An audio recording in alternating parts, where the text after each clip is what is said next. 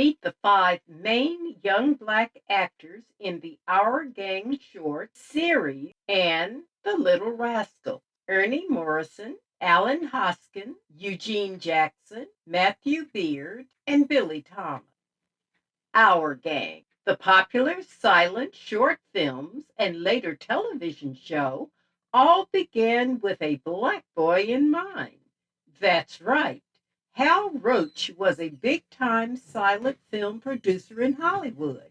In 1921, he met a talented young actor named Ernie Morrison and pitched the idea of it producing a movie short about his adventure. Ernie was black and he wanted to call the show Pickaninny. There was still a climate in California and the country that Jim Crow was alive and well.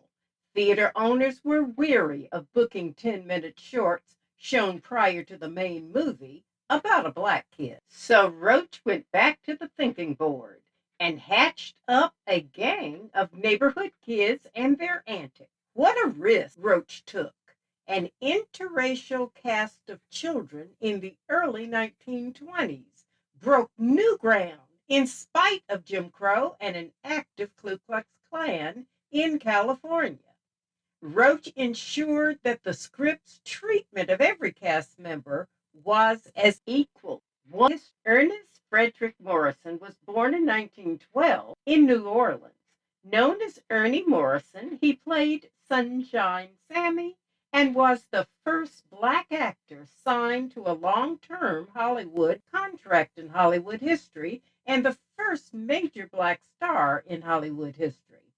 He performed during the Roach Silent Path period. As the most popular and highest paid actor, he was featured in many scripts. Morrison earned $250 a week. Alan Hoskins, born in Boston, Massachusetts, also joined the cast in 1922. He played Farina and stayed until 1931 in the Roach Sound Path period. When his family moved to Los Angeles in 1922, he and his younger sister Jannie were signed to the Our Gang troupe. She played Mango from 1926 until 1929. As a toddler, Farina was portrayed as both a boy and a girl, sometimes both genders in the same film. He was arguably the first black child star. Hoskins' last contract with the Hal Roach studio paid him $350 a week, more than any other cast member was earning at that time. Meet Jenny Hoskins, Alan's younger sister, who played Mango. Though a minor character, Mango was a mischievous kid, often causing trouble for Big Brother Farina and his pals. She was considered an unpaid day worker, but the summer of 1927, she began receiving weekly pay. These pictures note that she was much used as a supporting cast member, but eventually she was let go. Jane did return to the gang a couple of times, in 1929 and again in 1935. Eugene Jackson played Pineapple. He was born in Buffalo, New York. Jackson joined the gang in 1924 and stayed only 1 year. Jackson went on to have a long and successful acting career. He was a recurring character on Julia, the first network sitcom to have a black female lead, Diane Carroll. Jackson played Julia's uncle. Matthew Beard Jr. was born near Los Angeles, California, the son of the founding pastor of Beloved Church of God in Christ. He was signed to a 5-year contract in 1930 to play Stymie during the Roach Sound Path period. Stymie was a slick-tongued con artist, always self-assured, nonchalant, and ready with a sly comment as well as clever ideas to solve problems.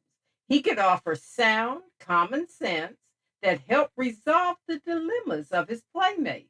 The character's trademark was a bald head crowned with an oversized derby hat, a gift to Beard from comedian Stan Laurel.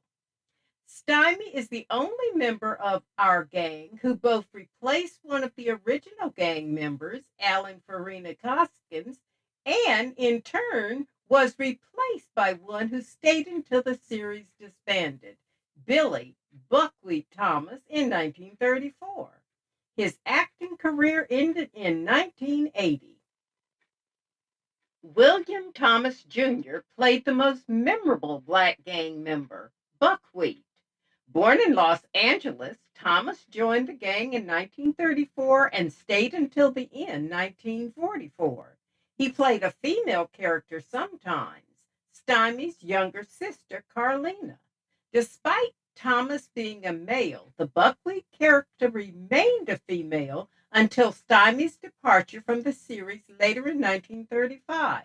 The Buckwheat character slowly morphed into a boy, first referred to definitively as a he in 1936's The Pit Singer. This is similar to the initial handling of Alan Farina Hoskins, who played both a boy and girl. Despite the change in Buckwheat character's sex, Billy Thomas's androgynous costuming was not changed until his appearance in 1936 film Pay As You Exit.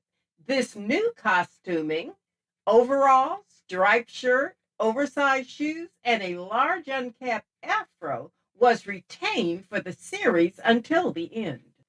Thomas remained in our gang when the series changed production from Hal Roach Studios to Metro Goldwyn Mayer in 1938. Thomas was the only cast member to appear in all 52 of the MGM produced entries and was the only holdover from the Hal Roach era to remain in the series until its ending in 1944. The African American characters have often been criticized as racial stereotypes, and theaters in the South objected to an integrated cast and refused to show the shorts. But the actors claimed that they worked in an atmosphere that was fun and fair. They attended on-set school classes together and played together between takes. In their adult years, actors Morrison, Beard, and Thomas defended the series, arguing that the white characters were also stereotyped, like the freckle-faced kid, the fat kid, the neighborhood bully, the pretty blonde girl, and the mischievous toddler. In an interview in 1974, Matthew Beard said his time in the series that, quote, I feel it was great. Some of the lines I had to say I didn't like, but I never look at it like that. I just try to look at it as mostly a fun thing. We were just a group of kids who were having fun, end quote. In a separate interview, Ernie Morrison stated, quote, when it came to race, Hal Roach was colorblind, end quote.